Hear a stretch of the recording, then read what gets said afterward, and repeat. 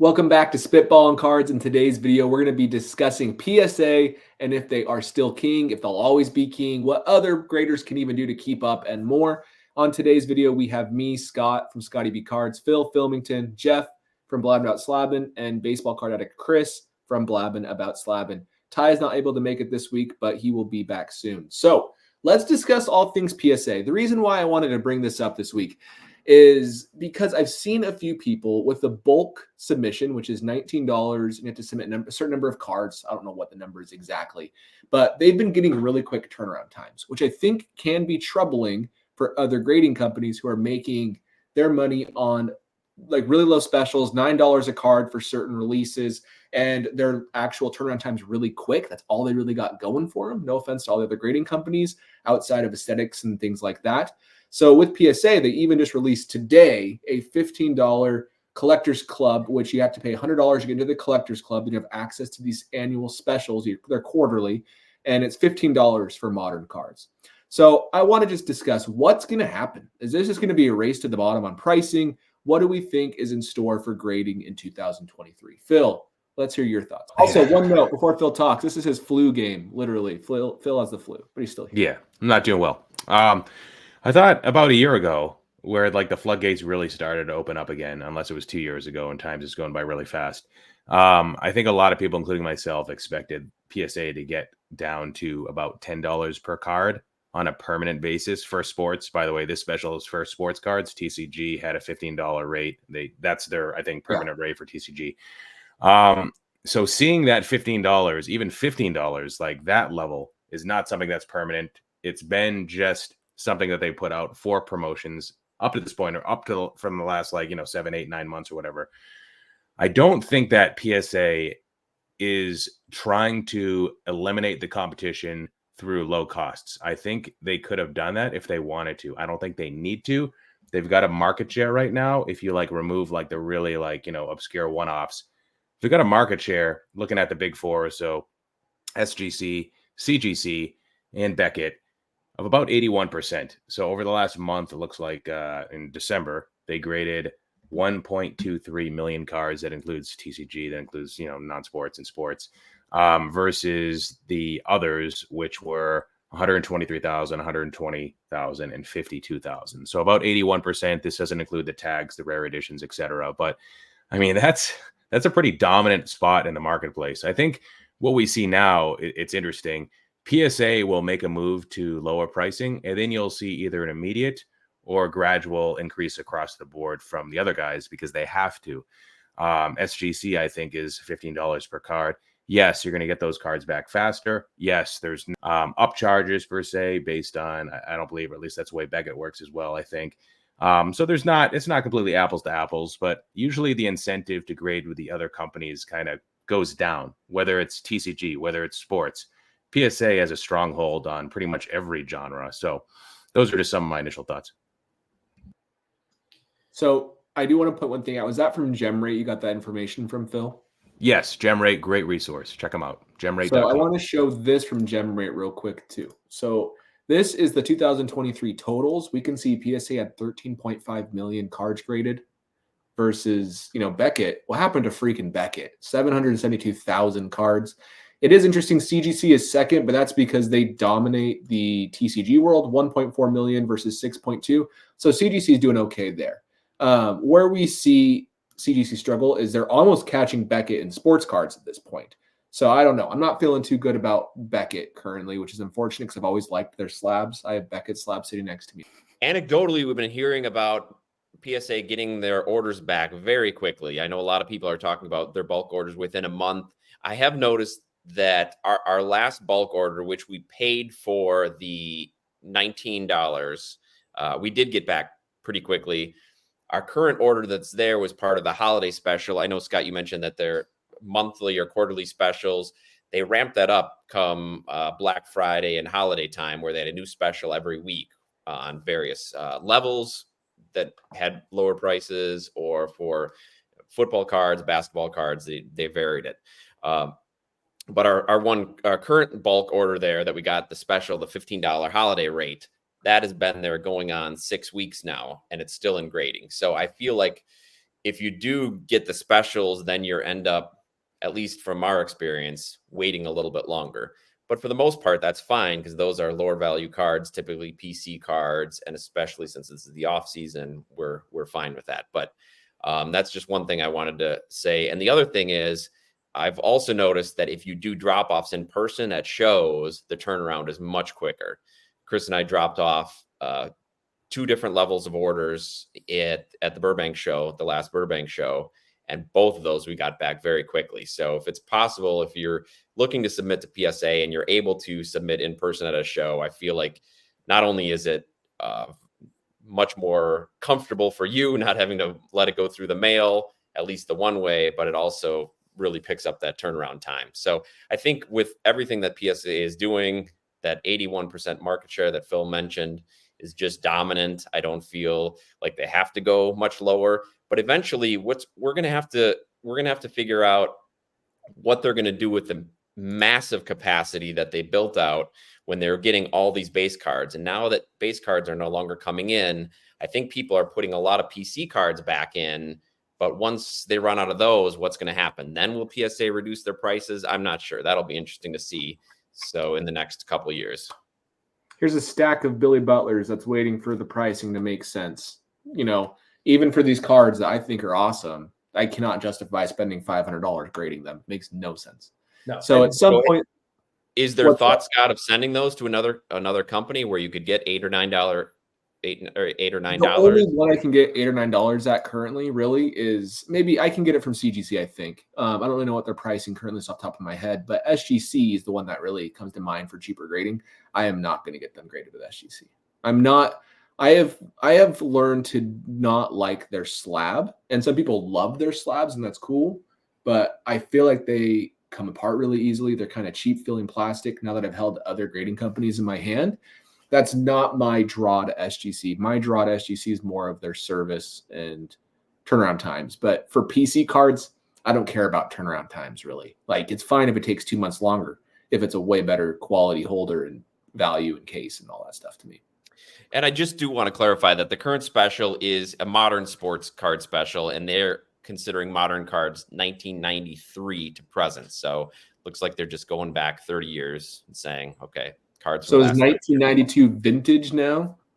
1992 might be vintage as far as that goes. And you still How old are you guys? Card minimum. What? How old are you guys? Don't worry about it. I've been vintage for decades. I'm still 29, so I am modern. You're still modern. And the other thing I do want to say, if people are looking at specials, the declared value, which is the value you get if a card is accidentally damaged by PSA, is often much lower. For this particular special, it's $250, the declared value maximum, versus $500, which it is at the normal $19 rate. So those are just some things to consider when you're submitting. So that makes me wonder. We obviously know PSA. We know who PSA is. We know what PSA is about. I think if they wanted to squash other grading companies, they really easily could. And it's not even like, I like other grading companies too, but does anyone else really have a chance? Does anyone else have a chance in grading, like in the long run, short term? Like, what are our thoughts realistically here? No, I really don't think so. I know that people love to bash like the thing that's popular, and they love to be contrarian. Like, if you ask anyone now, they all hated Titanic when it came out. They all thought it was terrible. I've even had people tell me, like, I reference Jennifer Lawrence a lot. I've even had people tell me, oh, she's not even funny or attractive. So people just want to hate on like successful things. Like, PSA is very, very clearly like the #1 grader by far. Yet I frequently see people in that like big baseball card Facebook group just bashing PSA and encouraging like newbies to use SGC. And like the main reason cited is there's no upcharges and your cards get back quickly. But what we just see is, all their crappy cards come back fast, and then they can't sell them. And then there's a post about trying to unload all these SGC slabs. Like, I get it, but like you were just saying, you don't care if your PC cards take 2 months. Like, turnaround time is not a huge deal. I mean, for Jeff and I, for the most part, and it's certainly not getting my cards back in 10 days with no added value is not an incentive for me at all to use a different grading company. I'd much rather wait. Like, the PSA slab is pretty much the hobby standard. When you hear like the pop reports, people are only talking about PSA. So I don't see how that ever changes.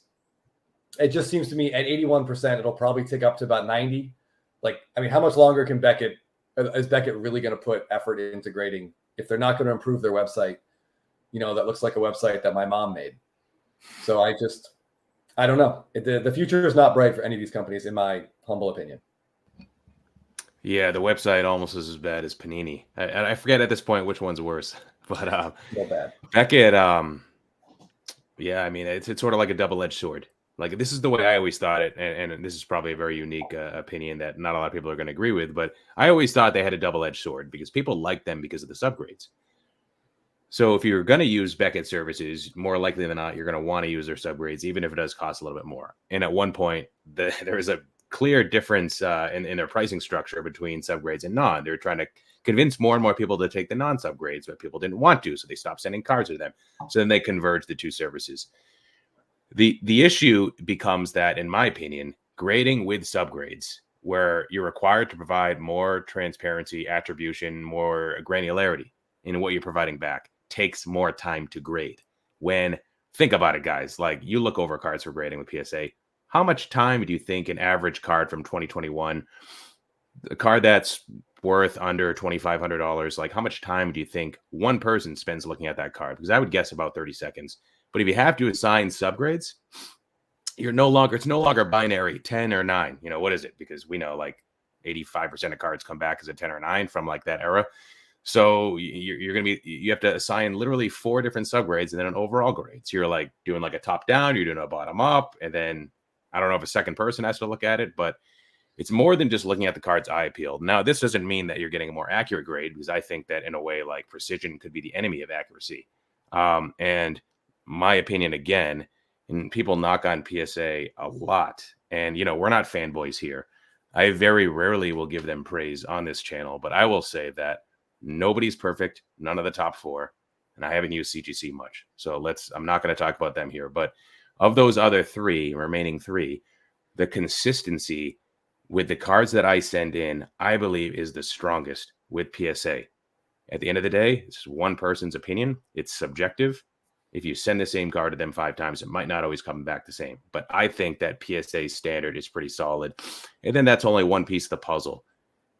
Are they the most strict? Well, we don't have an entire episode to talk about that. But then you think about all the features of the product and the service itself, the website, the app, the registry, which doesn't do anything to me, but the insurance policy, the tamper-proof features of the label or of the slab itself. Slab to me doesn't do much for me, but the other ones don't do a whole lot for me either. Scott, you brought up SGC. I don't need to beat a dead horse. That looks like something from 1980. Looks like somebody created that in like their 3rd grade art class and said, "Here you go." Like, way outdated, but I don't know. PSA is working for me.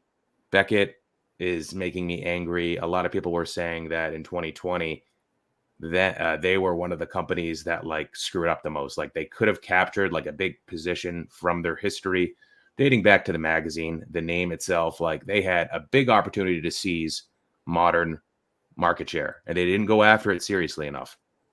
And capacity was going to be an issue regardless, but they didn't make much effort. PR was terrible. Customer service for PSA was probably the worst. SGC's was pretty decent, but they got overwhelmed too.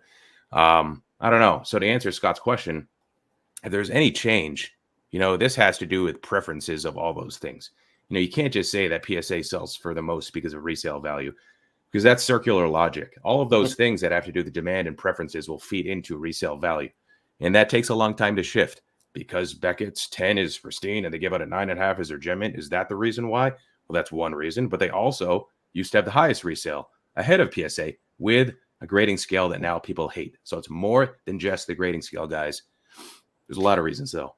But yeah, it's going to take a long time for somebody to overtake PSA, in my opinion.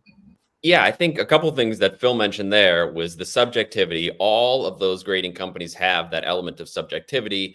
And that's maybe where I could see somebody trying to take market share. I know Tag has been very big at a lot of shows, showing their process, their transparency. It's not AI as far as I understand, right? It's just objective computer grading. Is that right? Yeah, like automated grading is what they call Automated it. That's grading. how they differentiate it from AI. It still takes a number of humans to then double check to do that QA afterwards. So that's sure. So then you could argue like, well, how robotic is it? Right. And they've got, I think, 1,000-point scale maybe. So they try to really get down to a granular level as far as how this card differs from the other. But yeah, once you introduce any sort of human element in there, then there's going to be some subjectivity. So I don't know. I know companies like PSA have talked about incorporating some automation or even some AI into their grading. I'm not sure how that would work. But maybe that's the only thing I could see, because I'll agree with Phil. From the cards that we've sent, PSA has been the most consistent. And yes, occasionally we get a 5 that we crack and send back, and it does get a 10. So there are those outliers, but I don't think that's exclusive to PSA. It just might happen more with PSA because there's 10-fold cards graded at PSA versus the other companies. So I think that level of consistency is really good in general if you're grading 13 million cards over the year. But if there's a way to even improve that by some sort of automation or AI, maybe that could sort of make something of a dent in PSA. But thinking about the long term, like Phil said, to move anything takes a long time. Plus, if you're incorporating new technology to get people to switch to that, I think that's going to be an uphill battle. So Tag, interesting company, right? They're really using the 1,000-point scale. I have no interest in a 1,000-point scale at all. I like 10. I like 9 at this point. I get that with CGC, maybe 9.5 with CGC and SGC. I have a hard time with the 1,000-point scale personally. I think it's just nitpicking. And yes, it might be more accurate, but I think at what point are we more concerned about the plastic slab than the card itself and what's cool about the card? So maybe I don't know. It does nothing for me, myself, personally. To be fair, Tag has offered a new service that would probably be in more demand to the masses, which is kind of like a simple 1 through 10 scale. So they adopted it to the standard. They probably should have done that earlier. So what's the point of it? It kind of takes away from like that precision and like, I don't know. I don't know how all that works. There's like this dig report that'll actually, if you go into it, like I've never sent a card to them. Maybe we should have waited for Ty to talk about Tag. We'll do this at another time. And I like CGC, and you guys don't like CGC, and that's cool. We all have our own preferences. Some people like SGC, right? Like some people I really respect like them more than PSA. But I think we all can come down to we all relatively trust and like PSA. And that's the problem for the other grading companies. And some of this stuff you can't back away from, like longevity as a company, like the size of the company, the average years experience of the graders, which that could change in time. And we don't have data on that per se. But if you're going to send in something that's questionable, authentic, or questionable, might be trimmed or altered some other way, what company do you think is most likely to give you the truth? And it's PSA. So, and this goes into like high dollar cards, which, you know, we do some of that, but most of our buying isn't necessarily in cards that are likely to be counterfeited. But like an 86 Flair Jordan, like that is huge, which I don't think we talked about yet. So that's why I'm spending some time on it. But like the authenticity and the grading, like they're both very important. I think Genamint, PSA's AI startup that they purchased, I think that's going to be more the role versus like using AI to actually grade the card, which is really, really difficult to do. I don't really want AI grading my cards. No. I don't know why. I've never really liked that thought process, like a computer scanner saying, all right, this is what it is. It's like, but is it? I don't know.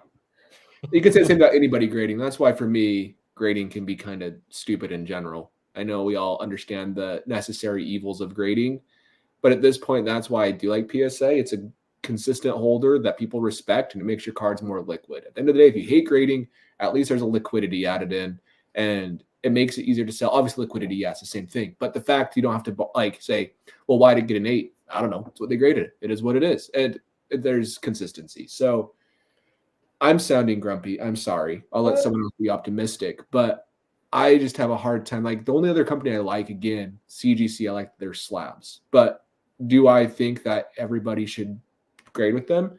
There is a lot more reasons out to grade with PSA. There's going to be that for a lot of companies, and that's the issue. I don't know how that's going to change, if we even want it to change. Yeah, like the Jordan, I had a Gretzky rookie that I got from my grandfather. Like it had to be 30 years ago, and I wasn't sure. Like it's the O-Pee-Chee one. It had the dot. on the shoulder, which is a good sign for it being real. But I'm looking at it like under a magnifying glass, and I wasn't sure. So, and PSA is really the only place I considered sending it. But Jeff, is there an update on that? It was real. It's real and it's spectacular. PSA 3, which I was totally fine with, as you know, very excited. But Jeff, we were looking at the set registry a couple weeks ago. Are they accepting new? Do you know off the top of your head if they're accepting new set registries or if they're still backed up on that? I don't. Yeah, Phil mentioned the set registry as being a big appeal of PSA, and that's huge for a lot of people.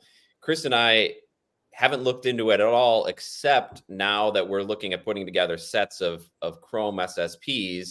We want to know if we can have it on the PSA registry. Yeah. And typically, if PSA doesn't have a set already listed on the registry, you can apply to be listed on there. But they closed those last time Chris and I were looking. They were too backed up with all the sets that people were requesting to be put on there. So they were not accepting any more submissions. And even the submissions that they had are taking months at a time. So while PSA registry is a huge thing, if they're not allowing new sets to be added, that could be a deterrent for other collectors. I don't know. There's a really cool feature actually, and I'll tip my cap to Cards to the Moon podcast because they called this out on one of the more recent episodes, started tuning into them recently. The Iconic Tracker, which is part of GemRate's website, it tracks like some of the top cards, like the 52 Tops mantle, and how many of those are coming in the recent year or so. And if you look at like the 86 Fleer Jordan, only 0.2% of those cards are going to CGC. And you see that kind of trend throughout. And I think, we knocked Beckett a lot, but I think that's one of the things that keeps them still relevant is like the average value of a card in their holder is probably higher than all other companies because they missed out on that ultra modern kind of base run.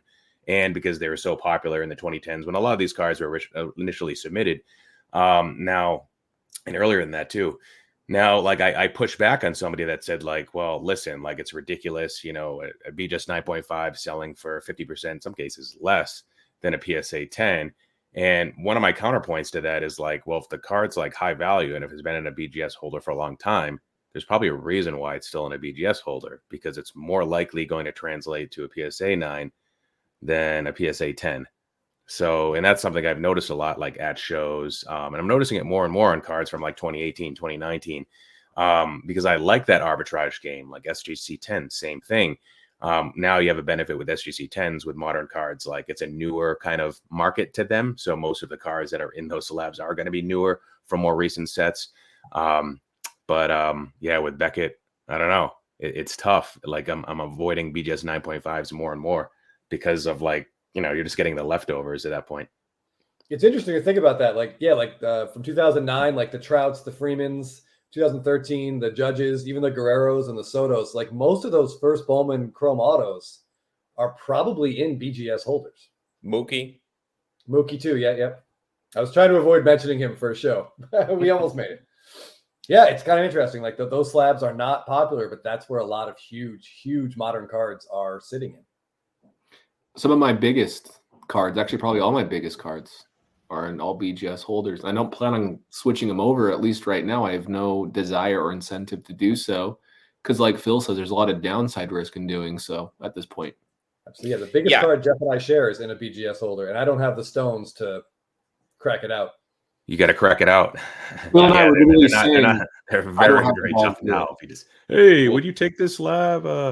Look at it through like a cloudy glass on here.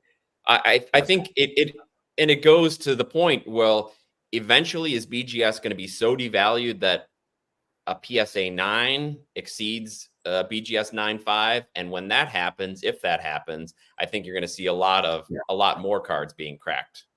But right now, that's not the case. People still trust BGS. I think Phil mentioned that already. Yeah. We still trust them. I think we will for those that are in the sports card world, we will for a long time. Like we'll still say, okay, agreed. It's more likely authentic. It's not trimmed. It's relatively close to the grade. Yes. But there's a downside to cracking out. If you can see even the most marginal of issues on, a great example are the Topps update or Topps flagship black parallels. BGS will give some of those 9.5 that don't deserve 9.5s. they'd be PSA 9s, and like you can tell they're because the corners have touches of or even white. PSA 8s. Like there was a Soto that was up a little while ago, and it had 2 corners that looked kind of nasty, and somehow it got a 9 on corners. And that's the issue with like these weighted scales that can cause that, where PSA, it takes in consideration eye appeal as well as actual condition, where BGS is like, well, technically 95% is really good, but this one corner, it's okay. It's like, no, it still has the eye appeal if we care.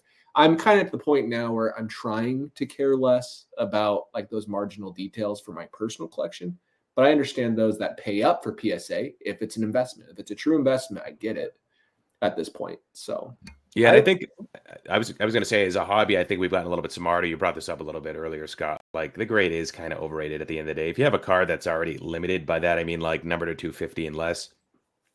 I think what you've seen over the last 2 or 3 years since like the chaotic boom period with the pandemic and post-pandemic, I think we've seen the margins and the multipliers shrink from not necessarily from PSA to Beckett, but from like a PSA 9 to a PSA 10, again, of a limited card, because people are realizing like the card's valuable because of it's already rare anyways. Like you're kind of getting diminishing returns by giving it a 9 or 9.5 min gem or a 9.5 true gem, or PSA 10 versus PSA 9. You just want the card at the end of the day. So if you're confident in Beckett as a company and that they can at least hold where they're currently sitting, 60% of a PSA 10, a lot of cases with some of the cards we buy, baseball over the last 5 years or so, most sets, then I think a 9.5 might actually be good play versus a PSA 10 long term if that doesn't continue to widen.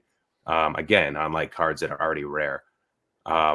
So I think we kind of overplayed the PSA 10s. Base cards got a huge pump with that. PSA 10s of all cards, numbered or not, got a huge pump during the pandemic. People are being a little bit smarter now. So I want to ask one question, then we'll wrap this up about SGC. I do not want to pick on SGC, but I'm going to ask a question that might pick on SGC.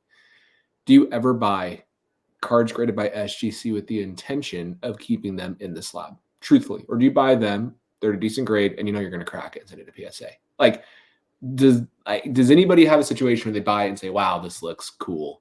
Or is it just me that buys them because it makes it a little bit more liquid? I know it's authentic, and I can cross it to PSA. Do you agree with that? 9.5s and 10s. 9.5s I usually stay away from because I think they're kind of PSA 9s, in my opinion. And people are going to disagree when they chime in. And you're paying often more than a PSA 9.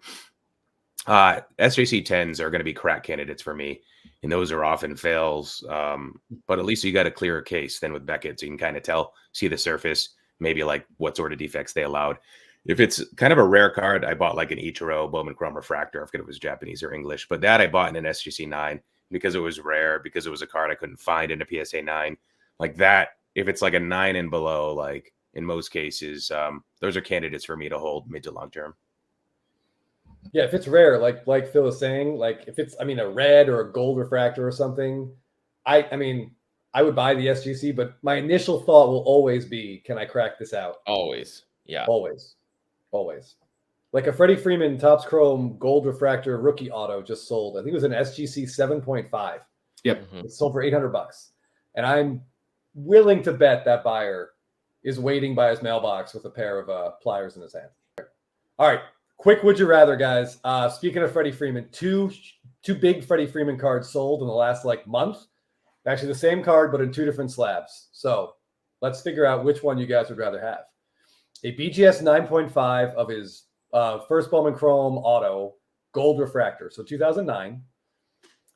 BGS 9.5 with a 9 on surface sold for $8,000. Okay, so gold numbered to 50. Just like, was it yesterday, Jeff, 2 days ago? Yesterday. The only PSA 10 on the registry was up on eBay, and that sold for $11,000 of the same card. So do you want the Pop 1 Bowman Chrome gold refractor auto and a PSA 10 for $11,000, or a BGS 9.5 with a 9 on surface for $8,000? Are they holding up the extra $3,000? Both strong autographs? Are both equal? Yes. Yeah, autographs are the same. They're PSA on that one. It seems like a no-brainer to me at this point, which is hard to say, but that's my opinion. Okay. Yeah, same. And same thing. Like, that's one thing we didn't talk about. That's one of the nice things about Beckett.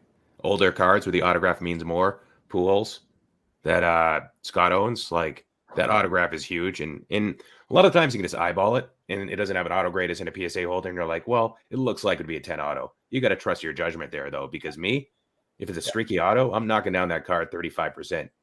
And that's more than most people do. So that means I'm not winning the card. But that's one of the most important parts of the card is the autograph, even with Bowman Chrome. So which one, Phil? I'm going to PSA. I'm going to PSA there, but I'd probably buy neither. They're probably both overpays, but PSA. Okay. Jeff, what do you think? Yeah, that's tough. I mean, the Pop 1 is really attractive. He's one of those guys where we've talked about it before, that cards from that era, the majority were slabbed in Beckett. So is it a PSA Pop 1 just because there's only one qualified to be a PSA 10, or is it because most of them were slabbed in BGS and just found a home in there? I tend to believe the latter. So I'd probably take the 9.5 and the extra cash. It's only okay. $3,000 is a lot of money, but when you're spending $8,000 versus $11,000, I expect you to say like 15 versus 8, and I expect you to go with the BGS. But that's pretty close. Phil, quick math. What percentage is that? Yeah, that's an overpay on the BGS 9.5 based on like my conventional multipliers on Bowman Chrome. And actually, the multiplier should be greater for a card that's older because for whatever reason, there's just not as many in PSA slabs. Like you see it with Trout a little bit too, where you get maybe a higher bump because of PSA. So, but if this was like a Bowman Chrome auto from last year, I'm looking at like 60% the price for a BGS 9.5 min gem. For a True Gem, about 72%, like 20% more. And for True Gem Plus, like 75%, just a 5% bump off the 0.72. That's a general rule that I use, that maybe other people use something similar, or maybe they don't at all. Maybe they always just buy PSA, or they always buy Beckett.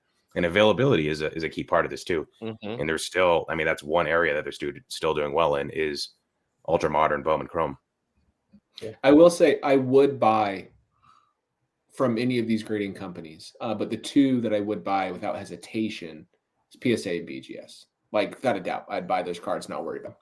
But overall, I do think that PSA 10 makes sense. I will note that PSA 10, and that card in particular, centering is a major issue. So to get a PSA 10 is very special. Jeff, you're right. A lot of these would be PSA 10s if they graded the PSA, but in this case, it's still a tough PSA 10 grade for this card. So it is card specific too.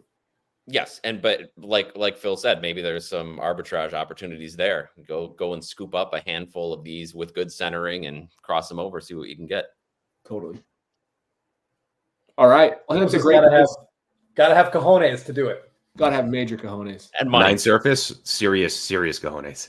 Oh yeah, absolutely. Yeah, because in a Beckett slab, like the surface is the one thing that's especially really hard to see. Especially Jeff and I, with our 45-year-old eyes, it's not great. No, sometimes it's heartbreaking when you crack up that BGS card and you see like 5 lines. You're like, oh my gosh, I can't even get a BGS 9.5 again on this. Yeah, so, and that's immediate too. Right away. Yes. Like you can hear money like flying out the window of your house. Yep, totally agree. All right. Well, everybody, thanks for joining. If you enjoyed this video, please like and subscribe on the YouTube channel. Please follow us on our Spotify channel. And other than that, we will catch you in the next video.